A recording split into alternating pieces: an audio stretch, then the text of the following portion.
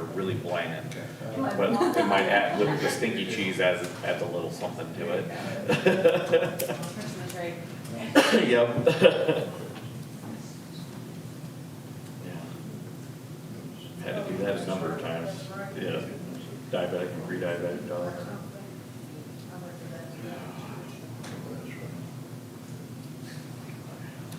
How close are we? Should be 1 minute. Minute. 1 minute to go. Okay.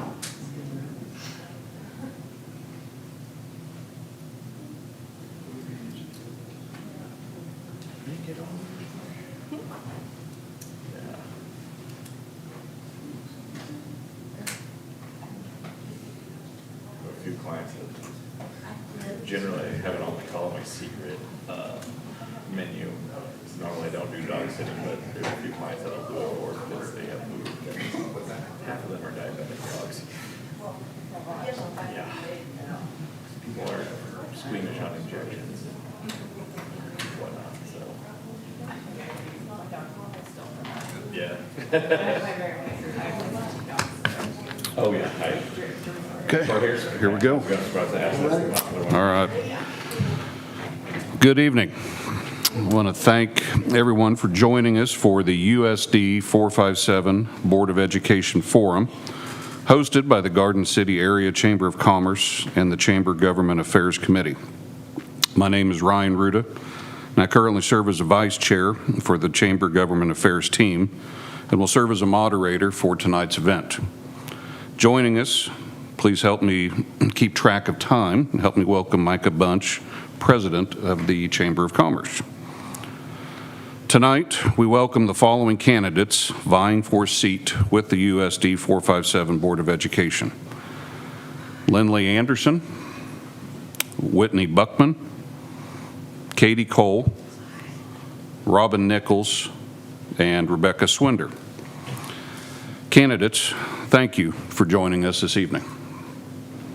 The process for tonight's forum will begin with each candidate providing a 1-minute opening statement, followed by the question and answer session, and will conclude with a 1-minute closing statement.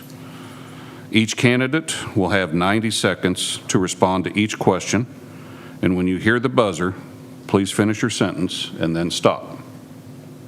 The order of candidate introductions was drawn at random. This is a closed question forum, so no rebuttal questions or answers will be permitted. So without further delay, let's begin tonight's program. Katie, you're the lucky one we get to begin with for your 1-minute opening comment. All right. Shall I begin? Okay. Hello, my name is Katie Cole. I wanted to introduce myself mainly as an educator. Even if I'm no longer in the classroom, I still consider myself an educator at heart and always will be. I taught public school for 10 years. Most of that time was in middle school, and when I tell people that, they're like, oh, bless your heart, but it was a lot of fun. I taught in Douglas County, Colorado for 5 years, and then I taught here in Garden City at Horace Good for another 5 years. I taught social studies, y también enseñé el español por 8 años. I taught Spanish class for 8 years. I do consider myself fully bilingual. It's so useful. Even though I'm no longer teaching public school, I am still teaching. I teach art class, cooking classes, gardening, theater, Dungeons and Dragons. Education is incredibly important to me. I have 2 children that are attending school here currently. I have a son who is at Jenny Barker, and my daughter just started at Kenneth Henderson, so she is kind of the enemy now, but it's fine. So I still consider myself an educator. I want to be part of the board because I want to make sure that every child has the opportunity to learn here. Okay, thank you. Let me turn the buzzer sound. Did it not go off? Yeah. Okay. Yeah, I just glanced up and I was like, oh, it's time to stop. Okay, Robin, we will move to you. Okay. My name is Robin Nichols, and I've lived in Garden City for 41 years. Married my wife, Gina, raised 2 boys who went to schools in the district. My wife is a dental hygienist for Dr. Richard. She sits right out there.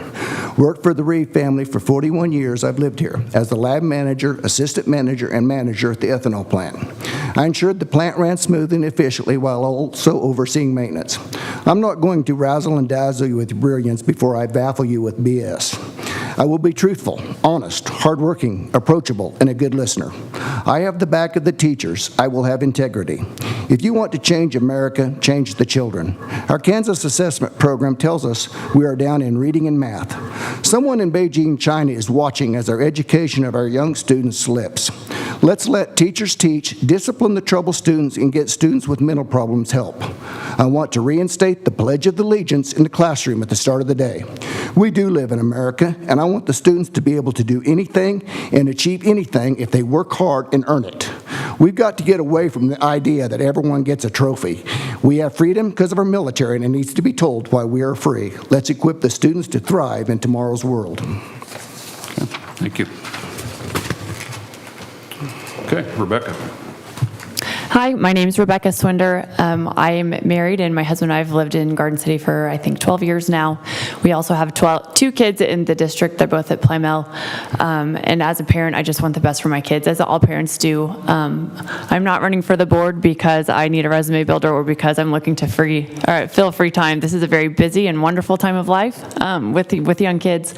But want the best for my kids and the rest of them in the district. As I considered whether I would run or not, I looked at some of the big decisions that would be facing the board in the coming year or 2. I know we're still looking at grade reconfiguration and some of those things, still looking to hire additional teachers, and I thought this was my time to step up and serve the public. I have pretty extensive public policy experience. I have a very conservative heart when it comes to education, and I have an analytical mind. I've worked in both the public and the private sectors, and so have experience to look at the budgets and work in these areas. Thanks. Thank you. Lindley. Good evening. My name is Lindley Anderson, and I am a proud 1996 graduate of Garden City Public Schools, and I returned to this community in 2011 to begin my career in education. My husband, Jason Anderson, currently works in the district's technology department, and together we are raising our 2 children here. Our oldest son graduated from Garden City High School in 2023, and our youngest is currently a 5th grader. Garden City has always been home. I was born and raised here as the daughter of 2 lifelong educators, Dudley and Pansy Fryman, who instilled in me the values of service, hard work, and the importance of education. Those lessons continue to guide me as both a parent and an educator. With deep roots in this community and firsthand experience as both a parent and teacher, I understand the challenges and the opportunities that are facing our schools. I am running for the Board of Education because I believe strong leadership, stability, and a focus on student success will help ensure every child in our district has access to the high-quality education they deserve. Okay, thank you. Whitney. Hey, my name is Whitney Buckman. I've been here since 2009 when I came to work with the zoo, and then I quickly became a zoo educator where I was an informal educator working as a partner with a lot of the science teachers in our district. And with that, I also became a site council member for Edith Sherman and then a district site council member for USD 457. I'm a KCSL volunteer. And in that time, I also worked within the system, within USD 457 briefly as a substitute teacher for a number of years. My general goal is honestly just to bring a pragmatic mindset for our unique and diverse community, and I think that I would be a good mind to help create a lot of partnerships and work alongside, because there's a lot of gears that have to be working together for an organization this big. Okay, thank you. Thank you for your opening comments. At this time, we will begin the question and answer portion of tonight's forum. As previously stated, each candidate will be allowed 90 seconds to respond to each question. We drew names at random. Robin, you're the lucky one we get to start with here. So we'll begin with you. First question. With the 25-26 budget now approved, What areas do you believe should receive additional focus or investment moving forward? Well, I think school safety is important. And I think we need to, as a new person going on the board, I'd like to be brought up to date. I think safety is important, and I think as a new person on the board, I need to be brought up to date on what is happening, what is done, what are we doing, and make sure we have the protocols in hand so that we make sure nothing happens. Safety, we need to also go through our buildings, make sure that the maintenance is up, because we don't want to let maintenance slip where we get surprised with a big bill somewhere down the road. And I'm gonna be a friend of the taxpayer.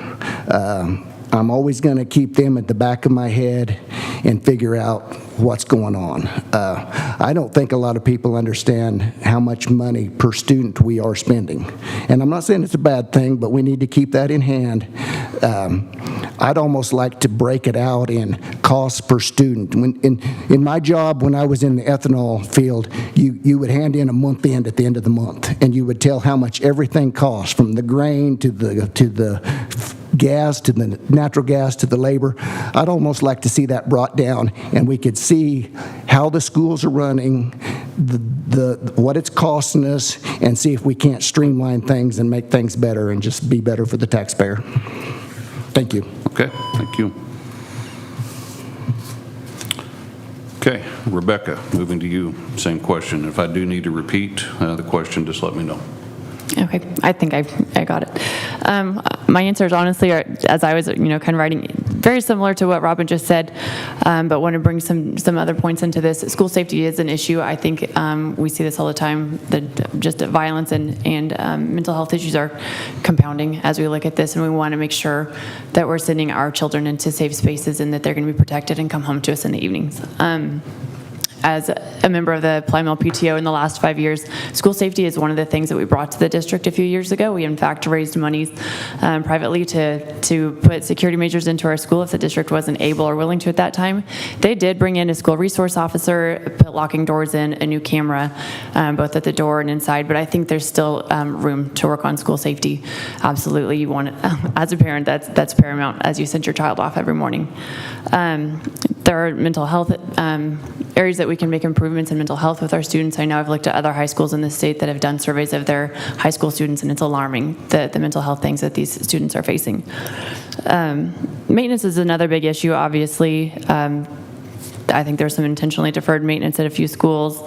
And as we look at the revenue neutral rate, I think that's a really brilliant thing that the state legislature instituted, in the fact that it brings transparency to the local taxpayers. So as we look at our budget, we need to make sure that these dollars that we are spending of the taxpayers are going into the classroom and really focused, hyper-focused on going into students and their test scores. Okay, thank you. Lindley. Would you repeat the question? Mm-hmm. Sure. With the 25-26 budget now approved, what areas do you believe should receive additional focus or investment moving forward? Employee salaries and staff wages. So our district is still sitting at below $50,000 as a base pay for our starting educators. Now, the district has made strides in the last few years to raise our base pay. I believe it currently sits around about $48,500, but that is still less than some of our counterparts within the same region. In addition, 3 years ago, 2.5 years ago, can't remember the exact, but it was early on in the last superintendent's reign, that a wage survey was taken, and that wage survey actually hurt our classified staff. Classified staff who had college hours, associate's degrees, used to earn $1 per hour bump in their pay. That was lowered to 50 cents. And I believe that sent the message that your college degree isn't worth us paying you more. We need to give our employees a living wage. They're not earning a living wage. And so we need to focus our spending on trying to raise our employee wages, both certified and classified across the board. Thank you. Okay, thank you. Whitney. Okay, so with the current budget already in play, the things that I currently would focus on right now, honestly, would be special education. The state has rescinded, I think it was something, I don't have the numbers in front of me, something around $70 million. Now, obviously, that's to all schools, but that means our district's getting that much less. So basically, they cut it 90% from what they had promised, because I think it's only like 7 or 8 million compared to the almost 80 million that originally. The other issue is, in general, this is a hard thing because we're also going to be getting less money from the state and federal combined.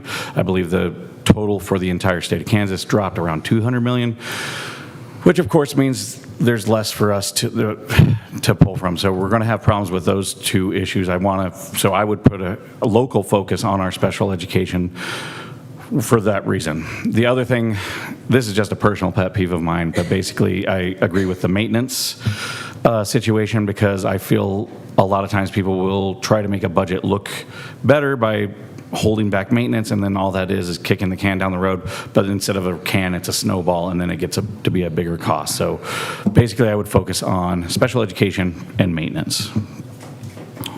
Okay, thank you. Katie. All right. So I have to echo the sentiments of some of my cohorts here.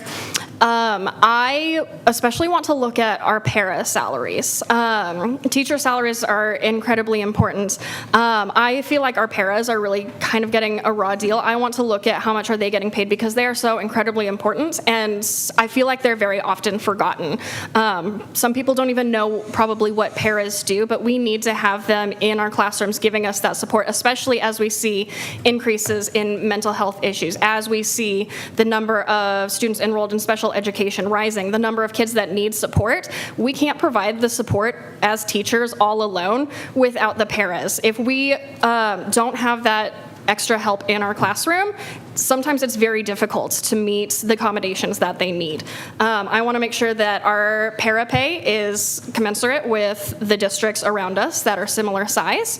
And I also agree about the maintenance, having personally had to be in some of these buildings where the maintenance keeps getting kicked down the road. I taught in a classroom that didn't have working AC for quite a while.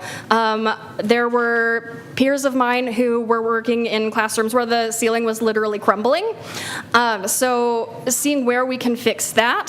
So salaries and maintenance. I did sit down with Jessica Northern recently to look over the budget and kind of start getting a grasp for that. So I feel like I'm well on my way to understanding what it is that we need to do and where that money will come from. Okay, thank you. Okay, question 2. Rebecca, we will start with you. The district is currently led by an interim superintendent. What qualities should be prioritized in selecting the next permanent superintendent, and what hiring process do you support? Hi. I actually got to sit in on some of the community meetings when they did the superintendent search last year, and was able to listen to some of the questions that they asked.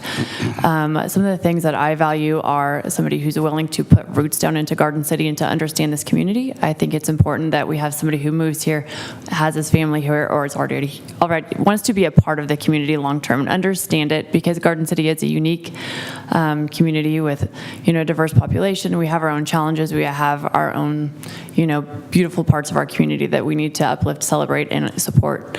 Outside of that, I want somebody who understands our budget well, and understands kind of the maintenance issues that we have, understands our need for long-term teachers, and understands kind of the hiring practices that we are utilizing now to fill open positions. Outside of that, I would also say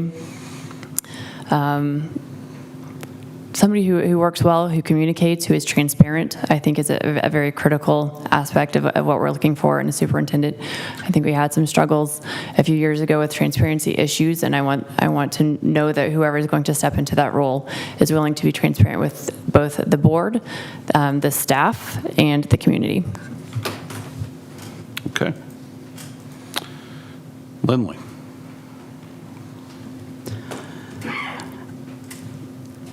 if I'm seated on the board and have the opportunity to be a part of the next superintendent search, I think one of the, one of the qualities that I would be looking for in a superintendent is someone who can build relationships with members of the district, the staff, the students, the parents, even the, quote, non-parents, the people who have had their children graduate but still attend our sporting events or community events to help fundraise for our various clubs and activities. Relationships are key. It is what a teacher will tell you is the first thing that they try to start to work on the moment that their students step inside their classroom.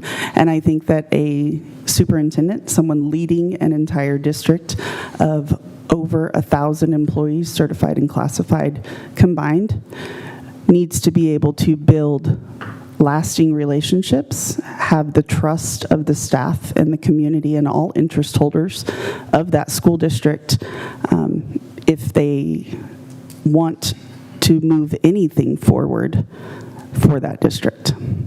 Thank you. All right. Whitney.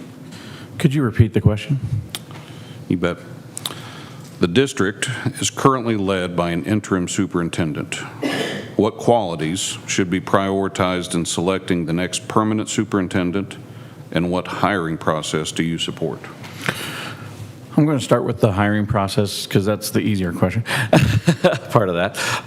Basically, I think all the constituents should have some type of say at the table. So I would like, for example, the Educators Association, possibly the city board as well, and maybe some county council members to be able to sit in on some of the interview process and give feedback to the board in some way. So that way a lot more groups are included because it's going to affect everybody. I also think we need to get somebody that is drawn. I like the idea of having somebody drawn here if possible, some type of roots that bring them here, because then that does allow for longevity and a building of relationships. I also would like somebody that has experience working with a diverse community in particular, because this is a very unique situation. Over and over again, we get quoted as one of the most diverse locations per capita in the U.S., and somebody needs to have some type of experience dealing with all the different cultures that we're working with and alongside, and be able to be nuanced in implementing procedures in the future. Okay. Katie. Okay. So one of the things that's most important to me, I'm just going to repeat one of the questions. A few years ago when we were initially looking, I guess not initially, but when we were looking after our previous superintendent retired, and then before we hired Dominguez, I went to the forums that were open to the public where we could, get to meet some of the finalists. And I asked the same question of every single one. When is the last time you spent an entire day in a classroom with students? Because I want somebody who understands what teachers go through, what teachers need, what students need, especially here in our community. If we were able to find somebody local, I think that would be phenomenal. But I do agree with the idea of bringing somebody here who might have roots, somebody who's really interested in staying for a long time, not just a quick turnover. I would want somebody who is going to be respectful of staff and students, who values everyone's input, who is aware of the diversity that we have here. I really do want to, as Whitney said, have somebody who I lost my train of thought. I'm so sorry. I think we need to have it open to the public where we can, again, have input like when we had those forums, and get input from the teachers, from the community, from all of the different people that are going to be working together with the school district, because it doesn't stand alone. They do need to work together with everyone else. So. All right. Robin. I'm going to start with the hiring process first.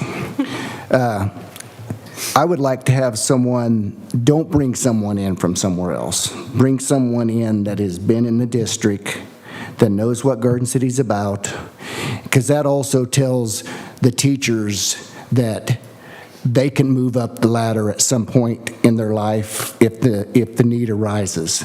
It just seems like we've been burnt on too many administrators that we've hired from out of town, and it's come back and they weren't honest people. And at the same time, it's okay to have people come in and help us hire or help us give us their input, but it's still the board's decision when it gets down to it. I think the person that we hired needs to have communication skills where he can communicate with people. He needs to be honest. Someone that fits the school. And I hear so many times that people will say, well, you're too heavy on administrators. I don't think the public knows what the administrator does. I mean, there is so much out there when, you got buildings to look after, you got gas bills, you got electric bills, you got the air conditioner going bad, and that's all on his back, and I just think he does more than what people realizes. Thank you. Okay. Moving into the next question, Lindley, we will start with you. With the discussions of school closures, reconfiguration, and the budgetary decisions, how will you ensure transparency and build stronger lines of communication to obtain the support and trust of parents, local businesses, and community stakeholders to move forward with any decisions that USD 457 will need to make in the future? Don't come at me with a heavy question or anything. And they just get better from here. I know. No one wants to see a school closed. Wichita didn't want to have to close 6 of their schools, but they did because the money isn't there. Garden City has lost an average of about 100 students per year over the last 10 years. That equates to almost $800,000 in funding. That's a lot of money. We currently operate, if I'm still correct in my numbers, 18 sites. Now you could say one of those sites is 3 combined in one because we have the virtual academy, we have the Garden City Achieve, and we have the TEP, but they all function individually within one building. For our community, 18 sites is a lot, especially when some of those sites sit 15 miles or more outside of the city limits. I used to go to Friend, which sat on the county line. When that school was closed, it had to be closed. We couldn't afford the gas, we couldn't afford the utilities, right? So in communicating, I've got 4 seconds left, in communicating my open and honest. That's my plan. Thanks. Okay, thank you. Whitney. She already covered the loss in funds that we all heard about recently. Yeah, but one thing I learned, because I was doing the PR for the zoo when the elephants had to leave, so I understand the emotions and things of that nature that come from a very big change like this. The key in general is just have to discuss all the money issues, and what it comes down to is, for things of that nature, is are we willing to pay for it? If we're not willing to raise the taxes, then we have to make accommodations in that way, and we have to realize why. But there is an emotional aspect to these as well, because people do have ties to these schools, and we have to acknowledge that as well and discuss it. In addition, we are a rural school, so we also have to talk about what that does to the students, because I know sometimes there is a very long bus ride for some of these littles, and multiple hours on the bus is a long time. So we have a lot of different cogs, and we need to discuss each one, and as a community, we need to express what we find to be the biggest thing that we need to address in all of these scenarios. But basically just put all the numbers and all the feelings out as well. Okay, thank you. Katie? Could you repeat the question? It was very long. Absolutely. With the discussions of school closures, reconfiguration, and the budgetary decisions, how will you ensure transparency and build stronger lines of communication to obtain the support and trust of parents, local businesses, and community stakeholders to move forward with any decisions which USD 457 will need to make in the future? Okay. I think we need to be upfront with the data behind why we're making certain decisions. Looking at the budget, we need to consider, if we're going to be closing schools, which ones are probably going to need the most maintenance, which ones are going to cost the most to continue to run and continue to patch up. And we need to be very open and upfront with the public about we're not, just closing schools because the student population is getting smaller. It is. But we need to really look at which ones are the most expensive to continue to operate, so that way we can be cognizant of the taxpayers. I was at a board meeting recently where a woman came and talked about, her property taxes, and after the budget was approved, she was very concerned about, she's living on a fixed income. At what point does it stop? At what point, do we stop, increasing the budget? And we did, I listened in as she was talking with Jessica about, we might have to close down some schools. And it hurts. My kids go to Jenny Barker, which was one of the schools that was, considering getting closed down. And that was a little bit of an alarming thing. But ultimately, I think it would be up to me in a way to set an example of accepting things with grace, and also being very upfront about this is exactly why. So with that data, especially talking about the budget, showing that we're trying to be fiscally responsible. Okay, thank you. Robin? You may need to give me a lot more time. Well, I want to ask, why is the student population getting so much smaller? We got to ask ourselves that. I know we got student choice, and I think students are going to other places for other reasons. And I'm going to tell you what got me wanting to run for this board. I went to a high school wrestling match. My kids wrestled, were very good at it. They were both on that 98 and 99 team. But anyway, I went there. The girl team was outstanding. And it was senior night, and the girls was telling their accomplishments, and they'd been to camps like in Georgia and stuff. And I asked this kid, I says, man, you must have a heck of a parents program to get kids to go to camps like that. And he said, well, I'm not going to mention names, but he says, so-and-so's throwing money into this. But he says, they may not be throwing no more money into this because his kids are going to Holcomb. And I says, why? And he says, well, there's too many disruptions in the classroom. Well, we need to get our kids back. We need to figure out what's going on. And, you guys tell me that, this school costs us. I'm the type of guy, prove it to me, show me. Just because someone tells me something doesn't mean that I believe their answer. I want to see the facts. I want to see the bills. I want to see that school is actually cost us something. I hear stories about, we got to get the water checked, and we got to get this, and it costs this. And I say, horse malarkey. It don't cost what people's telling me it costs. Okay, thank you. Rebecca?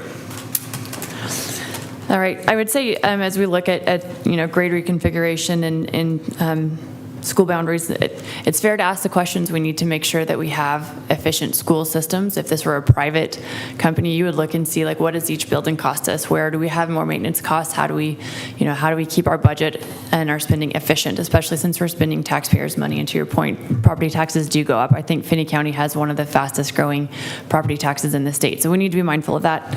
But as we look at this, I think it needs to be done in a very transparent way. I think we saw a couple years ago the Boundary Study Committee was brought in, so they did bring in community stakeholders, but at that time I think they were looking just at boundary studies. And then at some point the conversation shifted in a way that the community felt a little bit blindsided, I think. And I think the community did speak out. To Whitney's point, the country schools do exist for a reason. I know you say that it costs their transportation costs, but at the same time, these students are traveling for a long time on the bus. And so the community did speak out about their feelings about the country schools, and I think we need to continue to listen to that. To Robin's point, I 100% agree. As we look at these reconfigurations, whether it's grade reconfiguration or boundaries, we need to look at maybe more local input instead of, a firm out in Kansas City. I think it's really valuable to listen to our local leaders as far as, what are our population trends? Why is our city population growing and our student population decreasing? We need those kind of answers first before we make major decisions. Okay, thank you.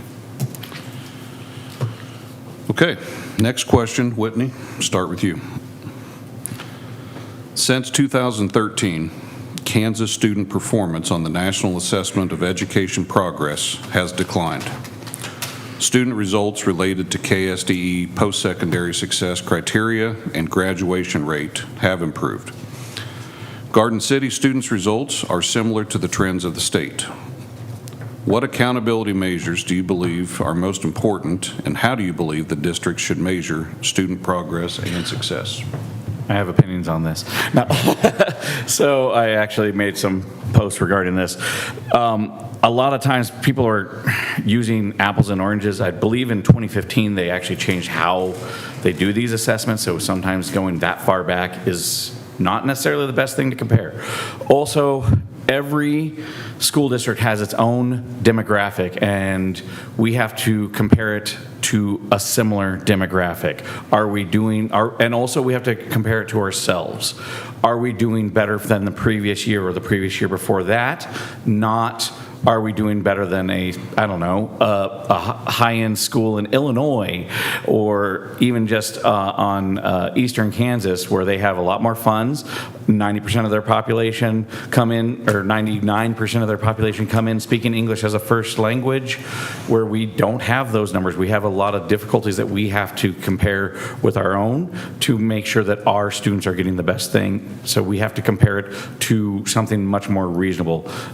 So we are comparing ourselves to Dodge. We're comparing ourselves to schools in Oklahoma and things of that nature that are in our region that have similar demographics, not something that's completely different. And that's what we should be doing. And also, once again, back to ourselves. Are we actually improving our graduation rates? And also, there's some things outside of the testing that we need to be looking at more to see if they're actually becoming more good community members. Okay. Katie. Okay. So looking at, Kansas student performance has declined. Accountability measures, how are we measuring that? I think I have such strong opinions on testing, having been one of the people who had to proctor tests and standardized tests. I don't know that standardized tests are always necessarily the best way to measure student progress, but that is the system that we have right now. I agree with what Whitney said about comparing against ourselves year over year. Are we showing student improvement? I know recently they changed how the cutoffs for the scores are happening. I'm curious to see how that might affect our outcomes and our results when we start looking at that data there. I would like to see more of what we're doing with like social studies, for example. It's more of project-based assessments and relying on teachers to know what their students know. Because I know there were times when we would get called into PLCs and it's like, okay, we're going to look at all of this student data. We're going to highlight, these kids don't know how to read. Well, I know they don't know how to read. I'm in the classroom with them. So I think we're starting to take steps to improve reading. I think that's one of the biggest reasons why we're seeing decline is we changed up the way that we teach reading for a while, and we've been more recently taking steps. I think we need to continue to measure progress, again, against ourselves year over year. Okay. Robin. Well, we keep talking about these kids' scores falling. I think we need to also, at the same time, get the cell phones out of their hands. It's so easy for these kids to be online, find answers on their phones, find answers on their computer, do their homework with AI. It's time that we start learning. You know, you're not going to get any smarter if you don't have competition.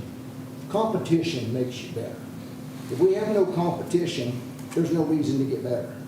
And these kids, I don't know what needs done, but I mean, I think that there's too many distractions in the classrooms, and we need to get those distractions out and just teach. Let the teachers teach. Because I think we got good teachers, but they got to be able to teach in the classroom and get all these distractions out. And if we're going to have a cell phone deal and take the cell phones out of the kids' hands, the teachers need to stay off their cell phones too. Because if they're on their phones, what does that tell the kids? Thank you. Okay, thank you. Rebecca.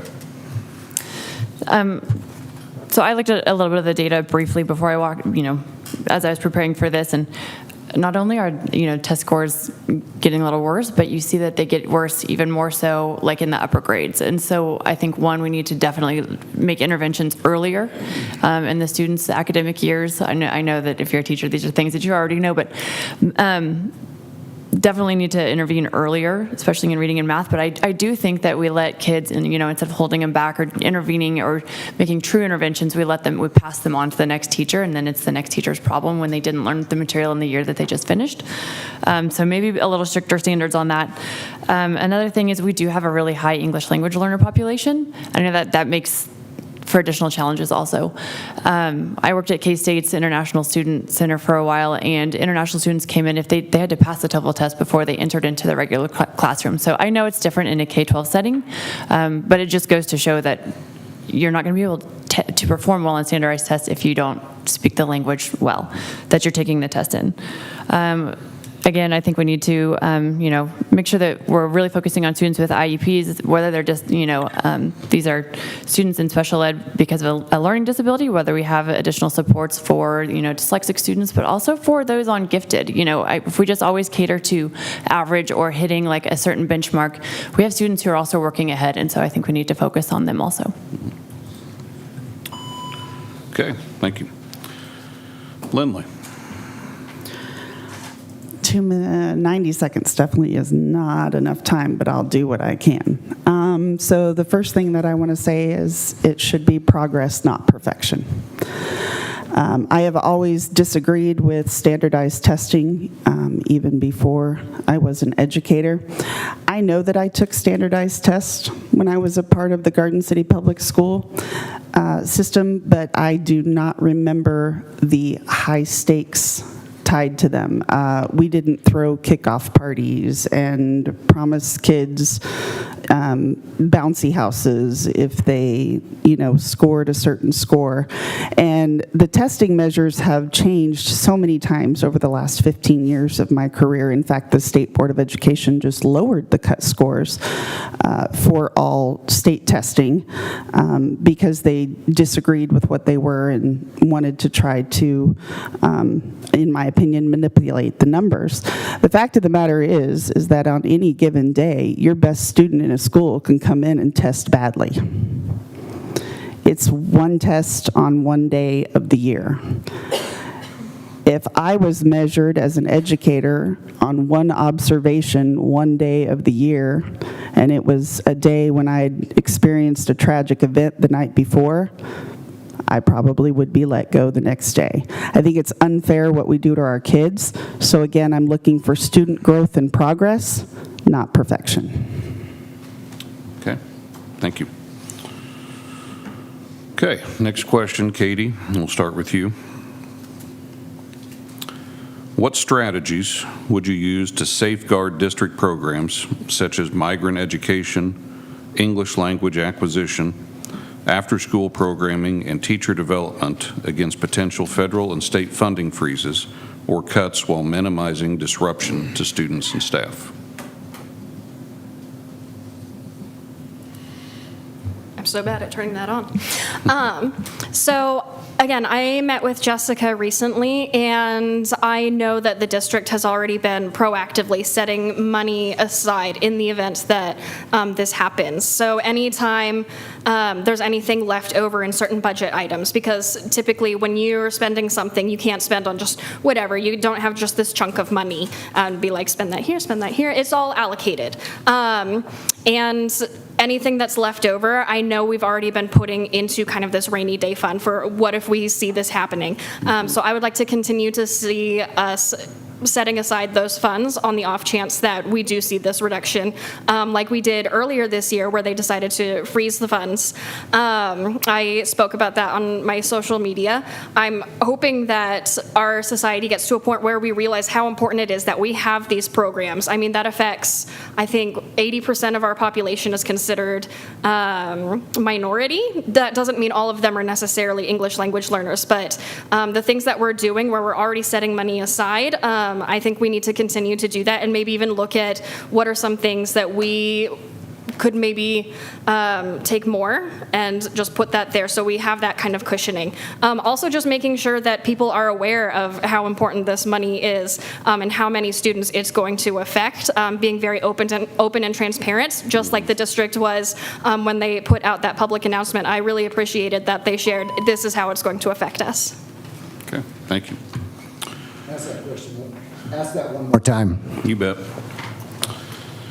What strategies would you use to safeguard district programs such as migrant education, English language acquisition, after-school programming, and teacher development against potential federal and state funding freezes or cuts while minimizing disruption to students and staff? I think they just got to look at the whole budget and see where they can squeeze some money out. I don't know if there's any grants or something they could look at applying for, but I mean, if they take the money away, you got to find it somewhere or you're going to drop the program. So, I mean, that's the only choices you got. To go on, you got to find the money somewhere. So all I know is tighten the belt somewhere else so you have the money and see what kind of grants you could get. Thank you. Okay, thank you. Rebecca.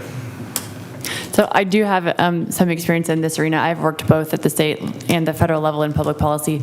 And what I would say is, I mean, state and federal programs do fluctuate depending on, you know, who the decision makers are. And generally, they're trying to do the best for our public education in general. But I also see at state and federal level, when they're not right there next to the students, you know, programs will get added. Government, you know, new government programs, funding mechanisms, they change over time. And sometimes they're added, but they're never looked at again. And so I think it is incumbent upon a community like us to say, hey, these are really critical to our student populations. So there's an advocacy piece, I think, that we could be responsible for as a community like this, to say, you know, these programs are critical for our community. This is how we use them. This is where they're useful for our student populations. And that can be really helpful. But I would say, to your point, a rainy day fund and making sure that you have enough cash on hand to sustain what you're already doing is a wise choice too. Okay, thank you. Lindley. In an ideal world, education would have all the money that it needs for everything that it needs, right? Unfortunately, we are dependent upon our legislators, both at the state and the federal level, for the monies that we receive. The programs, as Katie and Rebecca have already mentioned, migrant education, ELL, other necessary, the after-school program, because we have so many shift workers in our agricultural community, right, that rely on that after-school program for a little extra care until they're able to get another grown-up at home. I think to make protections, I agree with Katie in that we need to make sure that we are moving money, and that sounds fiscally irresponsible, because like, why are we shifting money between accounts? But I think it takes a continuous analyzation of your spending because that's what we all do at home. When we know that our budget's going to be tight one month and a little more the next month, we look at what can we afford to buy now, what can we afford to put off until later. So I think a continuous analyzation of the spending that is happening, which I think the district already does. I mean, the board meets one day a month, and every board meeting, not one day a month, but for payables, but one day a month or in every other month they're looking at expenditures every time. So just the continuous analyzation and making sure that we're cognizant of what we have and where we can put it. Okay. All right, Whitney. All right, so this is a very tough situation because it is pretty much unprecedented for that amount of loss in funding all at once. I think we would have to be extremely creative, and we're probably going to have to come up with new ways completely to fund some of those programs. I love the fact that we're doing the rainy day fund and things of that nature, but with that much loss that fast, we would probably have to find sponsorships of some sort on the local level. We'd have to really work on different ways, and honestly, if that much is lost from the state and federal, then we once again have to ask ourselves, is this a priority for our community? Are we going to be willing to up a mill or some form of tax to pay for it ourselves if we can't find sponsorships within the community to maintain those types of things? We're going to have to do a lot of partnerships. One strategy I've always enjoyed that the city does when these big tax options come up is they show you what they go through. We had to analyze and literally show this is what it's going to look like if we don't have this. And I think we need to come up with 2 or 3 plans and go, this is the worst case scenario, this is what we'll have to do, show the community this is what's going to happen, and then go, are we doing option A, B, or C? So we'd have to really work on those worst case scenarios and present it very, very clearly, and then work around it as best we can. All right. Robin, back to you. What ethical principles do you believe are important for elected officials, and how should elected officials be held accountable for maintaining high ethical standards? Well, they should be honest. They should have integrity. Integrity is kind of something that when no one's looking, you still make sure you're doing right. As far as what should happen, I mean, I guess if you're an elected official and you do something and it's bad enough, you probably should be let go.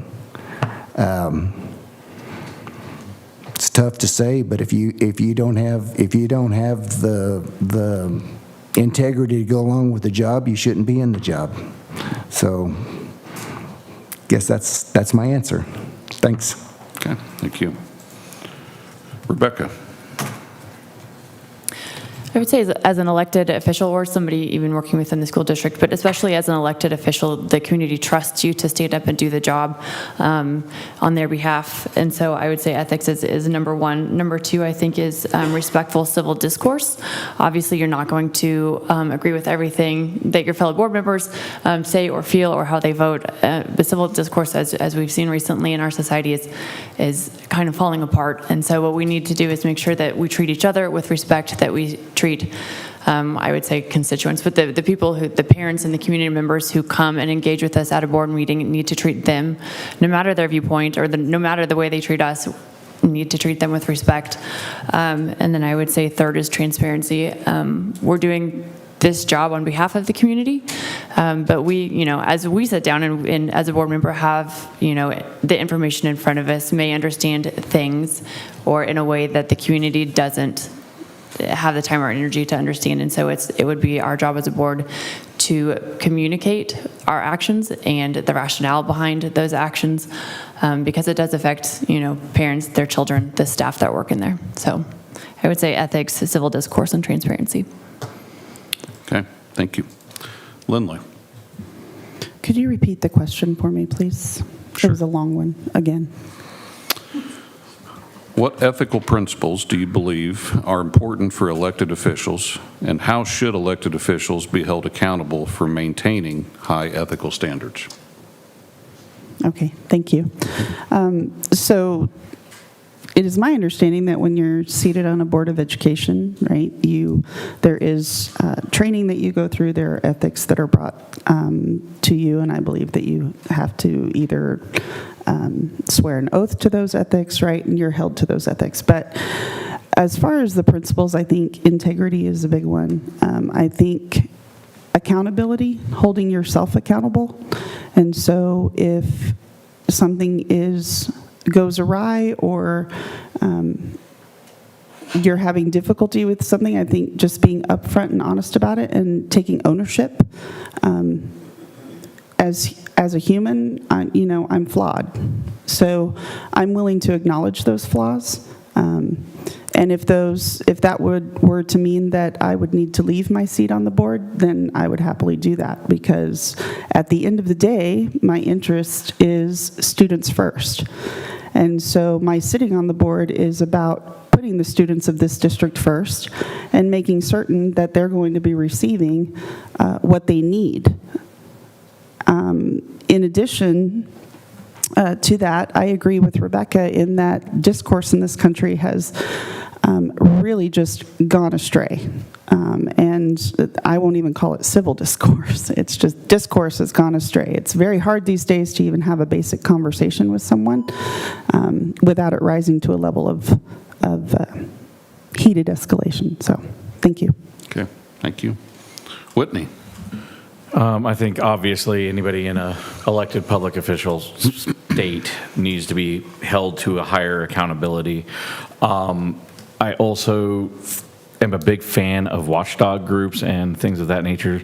I think the more people in the room just keeping an eye, doing as much out forward in public with full transparency is big. Obviously, there's going to be times where we can't. Things like staffing issues and whatnot, there's privacy concerns and whatnot involved in that.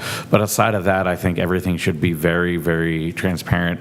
We're in a very modern age. Most things can be broadcast so that the community can see what is happening, what decisions are being made. And also, I do like that what Rebecca said about the basically making sure that what we are doing, we're telling the public why we're doing it.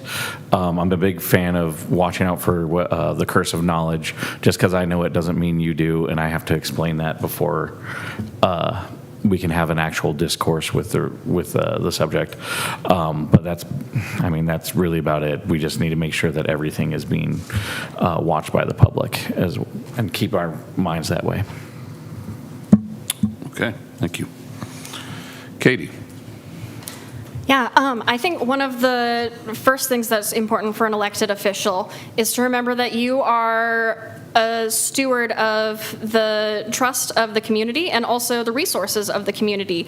And you need to make sure that you're making the best decisions and being informed and knowledgeable yourself, looking into all options. So being open-minded, I think, but also taking the time to really get to know what the issues are so that you can make the most responsible choices. And then, again, being transparent with those choices. Why are we making those choices? When it comes to working with people that we might disagree with, yes, being respectful of one another.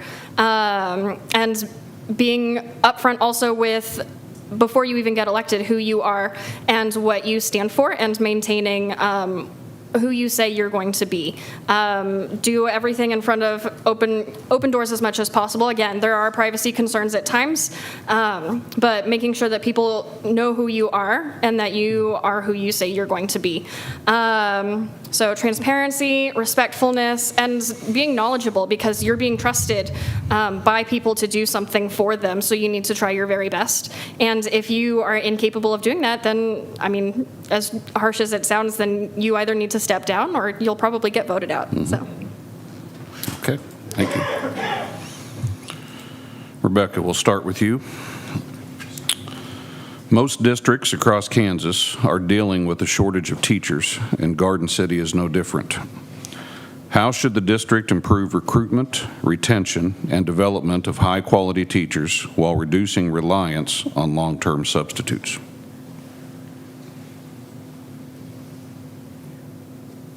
Can you repeat the last part? There's recruitment, retention, and? recruitment, retention, and development of high-quality teachers while reducing reliance on long-term substitutes. Okay. On the recruitment piece, I would say just on a very personal level, when my husband moved me out here, I was working, actually did the budget, was a fiscal analyst for the Department of Education at the Legislative Research Department. So I was living in Topeka. My husband moved me out here, and I'm not gonna lie, I cried on the way out here. I didn't want to move to Western Kansas. I thought it was too far out. I said, I'll give you 1 to 3 years, and I may be leaving with or without you. 12 years later, this is my home. We will always be here. Garden City is wonderful. So I would say 2 things. Growing your own is probably the best way for us to get new teachers into the classrooms here. I think it's great what the community college and what Newman are doing to get to educate teachers locally. I think that's wonderful. As far as recruitment, if we could just get people out here, whether they're, from more rural areas, but if we could bring them into Garden City, that it would be good if we could develop more relationships with the four-year colleges. As far as retention, so in my day job, I do a lot of health policy, so I work with hospitals across the state, and what I see is hospitals that have more physicians on their board tend to do better. And so what I'm saying here is administrations that involve teachers more in the decisions making and value teachers' input in those administrative decisions, I think is a good thing. And as far as development, I spoke with a teacher recently who just did some additional training in dyslexic, supports for students, and she was like, wow, I didn't realize how many students need this support. I wish every teacher could have things like this. So I think teachers would do better or feel more comfortable in the classroom if they had all those additional training supports. Okay, thank you. Lindley. Sorry. So recruitment, retention, development of our teachers, can't really rank those 3 things. They all are top #1 priority. In terms of recruitment, I think Garden City has been creative over the last few years, and we have brought in some individuals into our community that I think are opening our students to a world experience without them actually having to travel to the Philippines. I worked with several of our Filipino teachers at Charles Stone's last year before I left the district, and some of the things that they were getting our students to do, I wanted to go be a student in their classroom. I'm like, I want to go do that, but I had my own classes to teach. So as far as recruitment and retention, I think we're facing not just a national teacher shortage, but a national teacher program shortage. We've had universities across the nation that have actually shut the doors on their teacher education programs because it is not a profession that is being seen as viable. And I think one thing that we as educators and as a school district need to do is we need to start bringing up the positivity about our profession. We're villainized too much. Thank you. Okay, thank you. Whitney. Well, the easy answer is money. Obviously, salary and benefits do increase longevity with no matter which job or business you're looking at. But the other factor would be respect. The primary thing that usually gets people to leave is a toxic work culture or anything along those lines. So we need to make sure that something along those lines is not happening within our community, because then teachers come to stay. We need to make sure that we don't sideline them with surprises. I'm a big fan of magnet programs, such as the science teacher programs for the K through 4 schools, where it draws in the teacher that wants to teach the science class, and then they're here and enjoying their job. But we also, on the other end, because this has happened, we can't just pull the rug out from under them, because yes, we drew them in, but then if we take away the thing that they came here for, why do they stay? I'm very proud of what the district has done recently with improving the retention rate, but we have a long way to go. It's just finally gotten better, not good. But basically, I would focus on the magnet programs. I would focus on anything that we can do to create a culture and where people want to stay in the district. Okay, thank you. Katie? So I think the two biggest things we need to do to ensure that we're able to recruit and retain and develop teachers, we need to pay them, we need to support them. People are not becoming teachers anymore. I think the decline in people enrolling in teacher preparation programs, it has leveled off a little bit, but in recent years there was a steep decline. People were not going into teaching because it is a hard profession, but it is also incredibly rewarding. And everybody's always talking about, like, remember your why. Why doesn't put food on the table, so we need to make sure that the salaries that we're offering our teachers are competitive. And that's, always something difficult to do, especially when we have so many other budget considerations. But it's probably one of the biggest things. I know that's our biggest budget item is instruction and teacher salaries, but just making sure those stay competitive. And then when it comes to recruitment, I love growing our own as much as possible. I know at one point we had a program at the high school where we were kind of supporting and raising up future teachers, and that has kind of lapsed. I think it would be a good idea to look into reinvigorating that, making relationships or forming relationships with four-year colleges, sending recruiters to where there are still education students who were looking to become teachers. And then once they're here, making sure that they have the support in their building from their administrators, from professional development coaches, so that they're able to stay and feel like they can be successful. Okay, thank you. Robin? I'm so glad I came to the meeting last night. I think some of our answers is in our backyard. I agree with the homegrown part, it'd be nice, but our own community college out here has Newman, Fort Hays State, K-State, and they have a teacher's program as far as elementary teachers. You told me that if they go to the secondary, there's got to be 15 in a class. Well, I mean, I know that it could all be worked on, but I think we could pull teachers, people from home here that would want to be in that program, and there could even be something worked out. I don't know how you work it out, where if they'd come back and teach here so long, we could help with their education.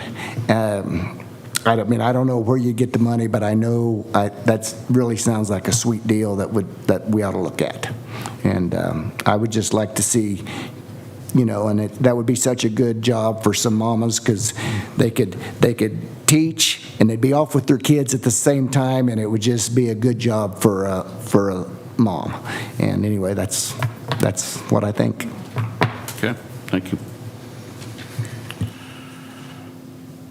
Okay, Lindley, we'll start with you.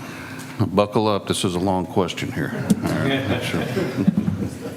Oof. I draw the short straw tonight. Okay. The state of Kansas has a history of underfunding public schools. During the last 35 years, any substantial increase in school funding has come about as a result of a lawsuit against the state. There have been 3 since 1989. The legislature currently has a task force considering revisions to school funding and the school funding formula. If a new formula is adopted that underfunds our schools, would you support joining a lawsuit against the state? And please provide details regarding your position on this issue. What did I do to you? I'm just kidding. I know it's not your question. I knew this question was coming. I just wish it had started with Whitney or Katie or, no.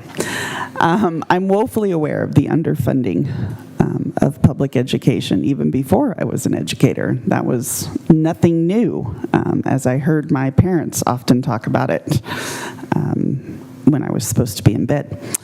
But when it comes to the litigious side of education, as a board member, it would have to be a consensus among the 7 of us that we want to put the district on the line, that we want to join forces. I will not speak to whether or not Garden City has joined one. I didn't do that research, but I know of other districts. My work through the Kansas National Education Association over my membership years often brought to light other school districts which were pursuing lawsuits in the legislature for attempting to get them to honor the Gannon decision. So at the end of the day, I probably would support it, especially if the formula was not equitable for our students. Okay, thank you. Whitney. Send me to Topeka, I'm big and loud. So I actually had a discussion with our current senator, our Senate, head of the Senate right now, and they are playing some money games. There is, I mentioned it right at the beginning, there actually is a $200 million loss compared to where it should be. Basically what has happened is the federal government has dropped it, and the state is supposed to bring that in. They brought half of what they were supposed to, and they're like, well, we gave more than last year, but it's still not actually up to what and the case you're talking about is the Gannon case. I was on the site council when that was at its peak, so I know lots of information on that. But so, yes, I think we should go yell, and that they also pulled money from the special education funds that were supposed to go there, and the problem is it's now, we have to do the special education, which pulls more money, which is just one of those weird little money games, so that we pull more money from the general fund. So yeah, I'd be willing to go yell if the board votes that way. I think we should. I think we're going to have to fight for every nickel and dime. We are already paying those taxes to them for these programs. We should be getting our sum back. And also, honestly, it costs more to have education in rural areas because we are so spread out, because we do not have the land value necessarily that eastern Kansas has. And one of the constituencies for our entire economy of the state is they owe us our due. So, yeah, I'll yell. Okay, thank you. Katie. All right. Can you please repeat the question? I was writing it down, but didn't get all of it. I have to take a drink here before this. Okay. The state of Kansas has a history of underfunding public schools. During the last 35 years, any substantial increase in school funding has come about as a result of a lawsuit against the state. There have been 3 since 1989. The legislature currently has a task force considering revisions to the school funding formula. If a new formula is adopted that underfunds our schools, would you support joining a lawsuit against the state? And please provide details regarding your position. Give me a second to finish writing it. Mm-hmm. Formula underfund schools. Okay. Sorry. You're good. Whew, somebody wrote that with a lot of thought and maybe concern. I would have to agree that we would need to come to a consensus, but for my part, I would support joining a lawsuit to ensure that we are getting what needs to be paid towards our public schools. Again, I consider myself an educator to my very core because I think education is one of, if not the most important things that we are taking care of as a society, because this is the future of our children. My children are in school, but I have also had hundreds of kids because as a teacher, every student that has been in my classroom is my kid. So I want to make sure that my kids are taken care of. If they are not being taken care of, we have a problem, because that's just one of the most fundamental things that we need to do as a society, is ensure that we are taking care of the future of the next generation. If we are shortchanging them, then what are we even doing as a society? Why would we take that away from them? Especially as we're seeing kids that have special education needs increasing as time goes on, and we're legally obligated to meet the accommodations of those students. We need to have the resources in order to do that. So yes, we need to make sure that we are getting what we are due.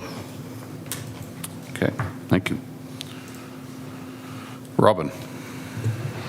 Okay, you said that they've underfunded the schools and they've been sued 3 times and they've got more money. Well, I think it's kind of a no-brainer. You join the lawsuit. The kids have to get an education. We owe it to them. They got to be able to get out of school. They got to have the equipment to go on with their life, and that's something that we're supposed to give every child an education. So we've got to join the lawsuit, and we got to go out there and get the money, hopefully, and hopefully we do it. Okay, thank you. Rebecca? Maybe have a little bit different thought on this. I actually worked in Topeka during the Gannon case, and what I saw then was that lawsuits are incredibly expensive for the state of Kansas. They're incredibly cumbersome, and they usually go on for years. And they bring in additional money, but I don't know that that's the most effective way to engage our state lawmakers to spend more money on education. I mean, public education is a right for our students, and we want to provide a quality education for our students. That said, we do continue to increase funding at the state level and the federal level for education, and it hasn't resulted in higher scores. So I think we really need to take a look at, when we're looking at this funding formula and we're talking to lawmakers, how can we effectively create a formula that gets back to the students in the right way? So to your point, Eastern Kansas property values are different than Western Kansas property values.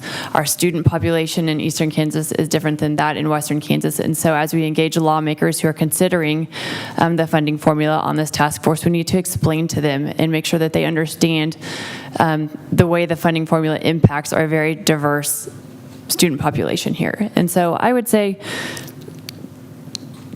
I've seen kind of firsthand the way the lawsuit kind of trickles through the state government. It's a very cumbersome process, but would advocate first for engaging the task force and explaining what the formula would mean to Garden City. Okay, thank you. Whitney, we'll start with you. No.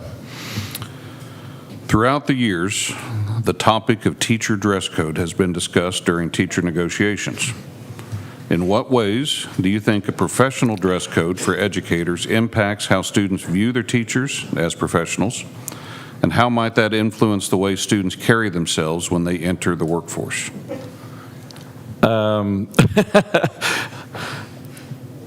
Honestly, I feel like this is micromanaging. That's just the basics of it.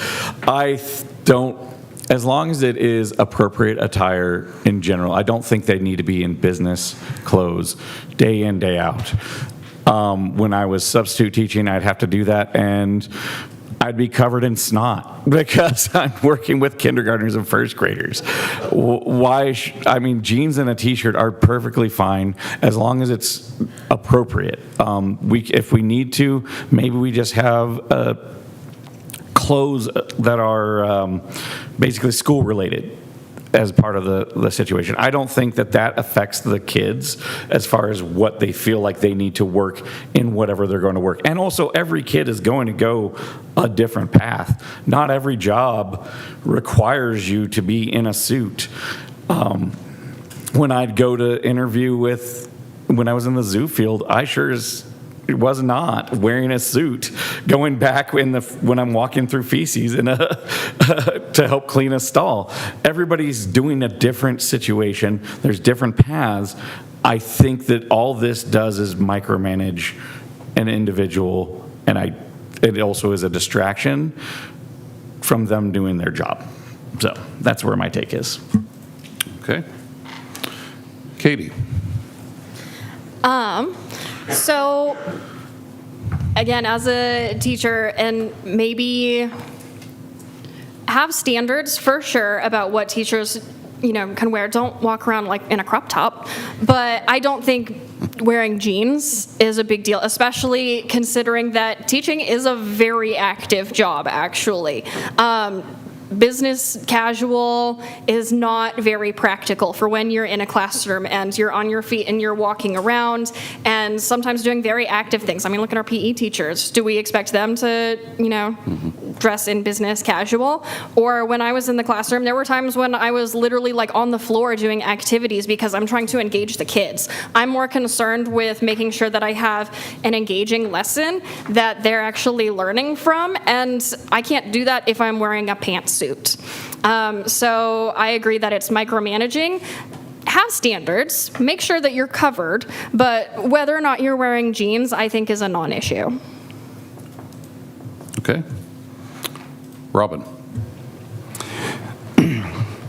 I think there ought to be some kind of dress code. I mean, they don't have to dress in suits, no. But I think casually, they should wear jeans and a nice shirt.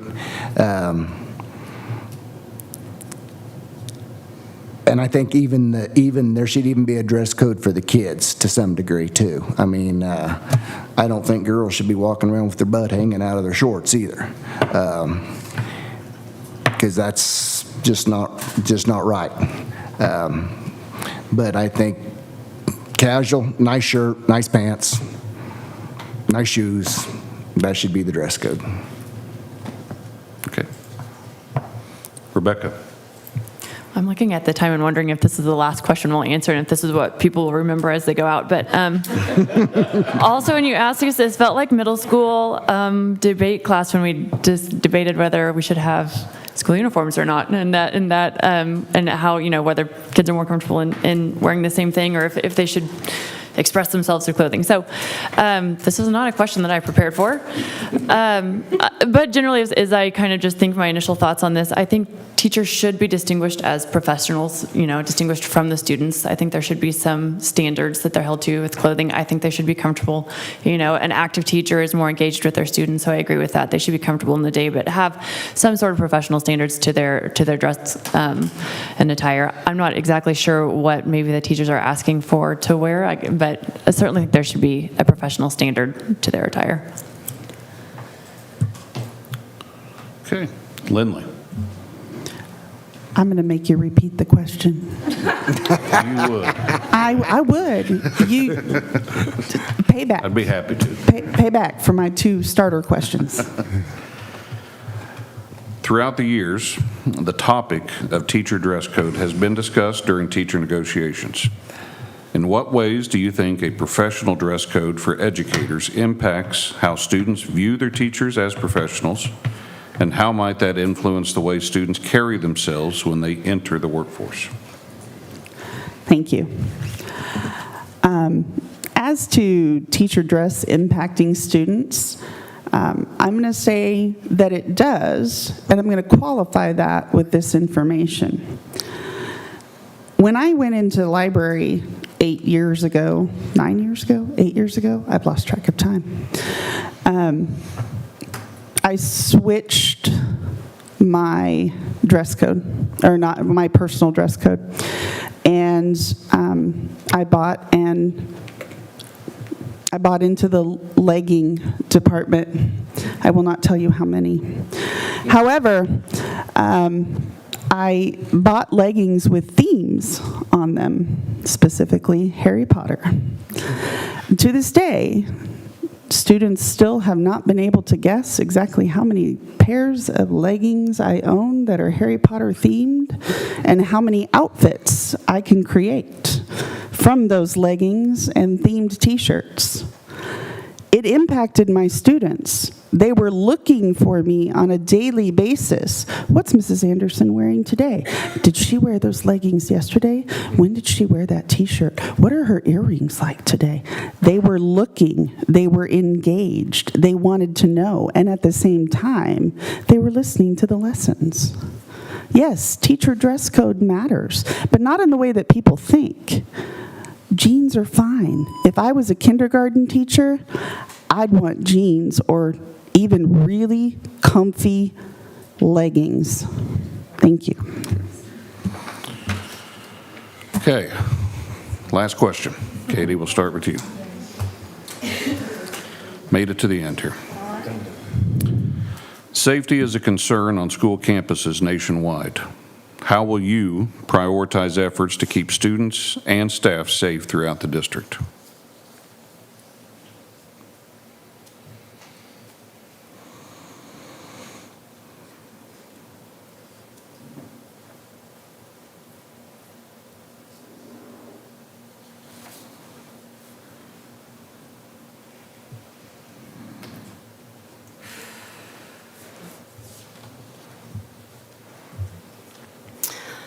So I'm going to share a personal anecdote. I come from Colorado. There's been a lot of school shootings there. It's pretty famous for the number of incidents that have happened in Colorado. There was one incident when I was teaching in Douglas County. I had previously taught at this school, in fact, and had left a year or two prior, and there was a deadly shooting at this school. I was teaching in a building literally up the road. We fortunately had practiced many times the procedures for what to do in these types of situations. We took all of the students, we herded them all upstairs, and we sat in these closed classrooms until well after dark, because the shooter did leave the original building and was out in the community, and we had to ensure that our students were safe. Our administration handled it well. We were able to keep the kids mostly calm. It was very frustrating to not allow them to use their phones, because we really emphasized we can't be using phones. We don't want to be confusing communication. But they were asking to hear about their friends and family that were in the other building. I'm sorry I'm going over, but just making sure that we have those drills, that we have those procedures. They tell us as teachers over and over, have a plan. So continuing to make sure that every teacher has a plan, and that we plan for even times like lunchtime, because that's somewhere that is lacking. And I hope that one day we don't have to experience these anymore. Thank you. Robin. This is something that I hope we never, ever, we never have something like this in Garden City, and I hope it's never, you always hope that something like this never happens on your watch. No, I have safety concerns too, and I think every school should, I don't know if every school has a metal detector. I think that's an important thing. If you see something, say something. Also cameras, I don't know if there's cameras in every classroom. I think cameras in a classroom would be a great thing, not only for school safety, but also for discipline reasons. I even wonder a little bit, and I don't know if this could happen, I mean, there needs to be training. They have these non-lethal guns, Berna, that shoots pepper spray or tear gas, and I don't know if a teacher could have training on that and keep one of those. I have no idea, but it's something we need to look at all those things and be prepared and have a plan in place and practice it and do drills on a regular basis, so if anything ever come up, we'd be ready for it. And I don't know what the school has as far as being able to lock certain doors and stuff, but that needs to be in place too. Thank you. Thank you. Rebecca. Yeah, unfortunately, this is a very real thing that we need to deal with now. I saw in the newspaper this morning, I think that a school board member in South Central Kansas had their car shot 10 times just recently. So that's scary because they didn't like the decision that was made at the school by the school board. I would say this is something, school safety is something that I have worked on personally over the last few years. I did bring it to the district's attention that Plymell was kind of a sitting duck that far outside of town as a rural school, and I want to thank the district for the actions that they took. We did get new cameras, new outside door locks, and a school resource officer part-time, and I think the school resource officer has been amazing at the school. I know she's been a blessing for both the students, the teachers, and the parents. She's done a great job engaging with the students so that they feel safe around that law enforcement officer, and I think that's just good for our students to engage with. She also does DARE, which is awesome. I know just our PTO has also bought Barracudas for the classroom doors, and the students have practiced using those. And we also have, this is terrible to say, but tourniquets in the classrooms, and I think that's something that we should look at doing district-wide, not just because our PTO purchased them. One thing I do think we could do better with is protocols and communication. I think if something were to happen, families should know ahead of time which app do I need to be getting on to figure out where my kids are. How do I know where they'll be? Parents should know this in advance, so if they see it on the news or something's happened, they know where their kids are going to be. And then outside of that, I would say mental health. There are opportunities to bring mental health professionals outside of the school into the schools, and then there's mental health first aid training that I think would be great for all the teachers if we could do that. Okay, thank you. Lindley. I think over the years, not just Garden City, but nationwide, schools have consistently been analyzing and changing their response strategies towards a significant event. That's what I'm going to call it. It is disheartening that this is what our profession has come to, and that we have students who have literally grown up in our education system, learning how to decide whether it's flight, or stay put. One thing that I have always questioned, even when I came into the district in 2011 and even before that, with school shootings, is why are we not looking at better impediment right from the get-go? Say, bulletproof glass, bulletproof doors. I know the district has taken some steps. In some of our locations, they now have double doors that you have to go through. I think Garfield has them. I think Georgia Matthews has them. I think Gertrude Walker also has a set where you have to be buzzed in twice instead of just the once. But all the drills, the Alice, those are great. Preparation is great. But let's look at what could even prevent our students and teachers from even having to make those decisions. Thank you. Thank you. Whitney.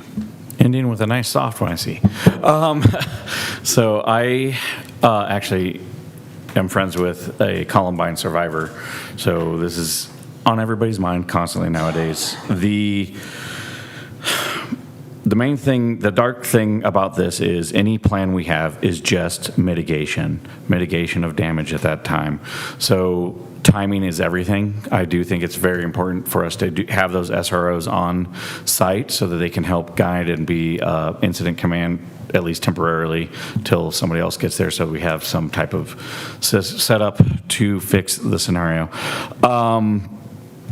The other thing I think is, most of these drills, I do think it's important that teachers and whatnot have the drills, and the students have the drills as well, just so that they know what they need to do. I think more of the drills need to be, how should I say this, just involve the police, because sometimes people can come in and see what the patterns are that the police are going to use, so that way they can do what they're going to do without helping, in a sense, somebody plan a situation. But I also would like it that way because, yes, we need to be prepared, but even these drills are trauma to the students, trauma to the staff. Constantly forcing them to think about it over and over again is not healthy. So I think that we need to find a nice balance between preparedness and mitigation. Okay, thank you. That concludes the question and answer session of tonight's forum. Candidates, we thank you for your time and willingness to be a part of this event. At this time, we'll invite each candidate to provide a 1-minute closing statement. Whitney, we will begin with you. That's the one thing I didn't prepare for. So, as I said, I'm just here to be a pragmatic voice to it. I think everybody needs to just focus on our district and not whatever is going on in all of Kansas or all of the United States. We just need our gears functioning. We have our own unique setup here. We need it to be as efficient and functional as possible without any of these other distractions, and that's more or less why I'm running. So I hope you vote for me. What is it, November 4th? 4th this year? Okay, November 4th. So that's about all I got. Okay, thank you. Lindley. Okay. I'm running for the Board of Education as a concerned parent, neighbor, and educator. Over the last 4 years, this district has faced difficult challenges, including the turnover of 2 superintendents, the appointment of an interim leader while we search for a new superintendent, and ongoing shortages of our certified, highly qualified teachers in our classrooms.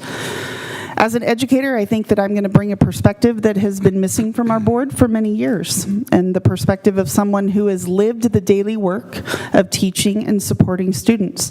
I understand the challenges that our teachers are facing in this district, the needs of our students, and the concerns of families. I am committed to strengthening our schools by bringing stability, transparency, and a very student-centered approach to every decision. Thank you. Thank you. Rebecca. I just want to thank you guys for those who did come to listen to what we have to say, because I think we had a respectful dialogue, but it's good to get our ideas out there. My foundational motivation for education is my parents. They were both teachers. My grandparents were teachers. I had one in elementary school, middle school, high school, and saw the work that they put into their profession and the passion, but the weight that they brought home each night too. Now that I'm a parent and I'm pulling out math papers and reading papers from my kids' bags, I see how much their education matters and passionate that way. I have a pretty extensive background in public policy and would be very willing to sit down and look at budgets and make hard decisions and sit down and do kind of the mundane things that the board does, but know that it really makes a big difference.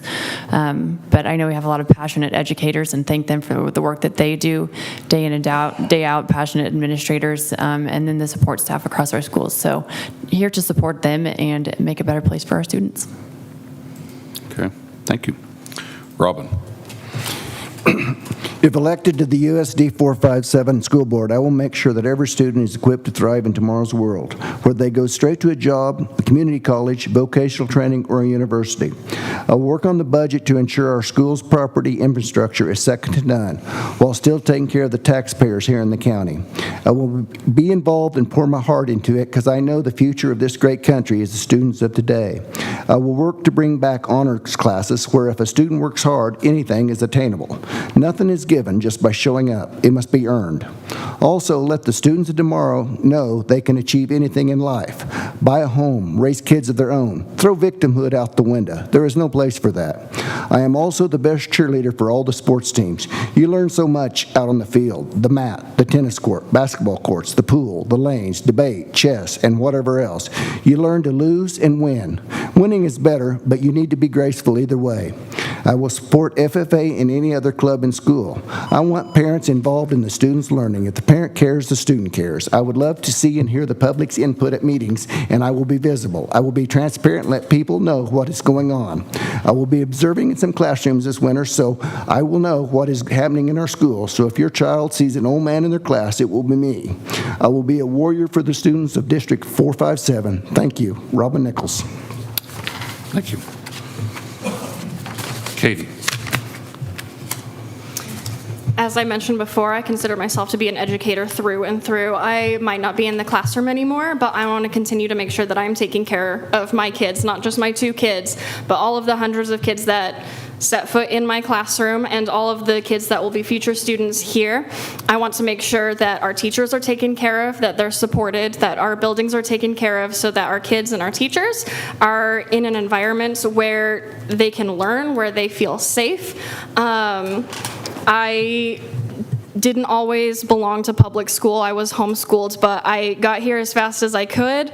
I haven't always been in Garden, but I got here as fast as I could, and I've chosen to make this my home. I want to continue to invest in our community, and I want to see it continue to thrive, and I think the best way to do that is to have voices who have experienced the classroom from the other side, and voices that are speaking from experience. Thank you. Okay, thank you. Ladies and gentlemen, this concludes tonight's program. Please join me in thanking our candidates for their time.